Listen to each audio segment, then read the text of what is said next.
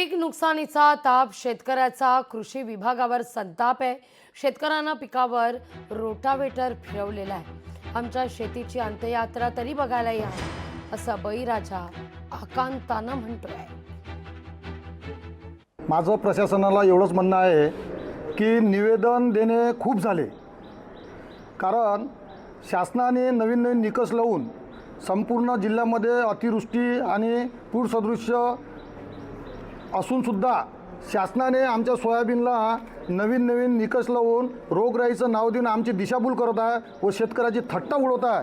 त्यामुळं आम्ही आता निवेदन देणं बंद केलेले आहे आणि शेतमाऊलीच्या कृपेने येणाऱ्या घटस्थापनेच्या मुहूर्तावरती आम्ही आमच्या शेतामध्ये रोटावेटर चालवून आमच्या सोयाबीन पिकावर रोटावेटर चालवणार आहे। जर अतिवृष्टीमुळे जर आमचा ट्रॅक्टर गेला नाही तर आम्ही मेंढरं चारूनसुद्धा आमचा सोयाबीनचा जो पंधरवड्याचा जो उपक्रम राबवणार आहे, त्यामध्ये आमचं एवढंच म्हणणं आहे की प्रशासनाने आमच्या कार्यक्रमाला हजर राहावे।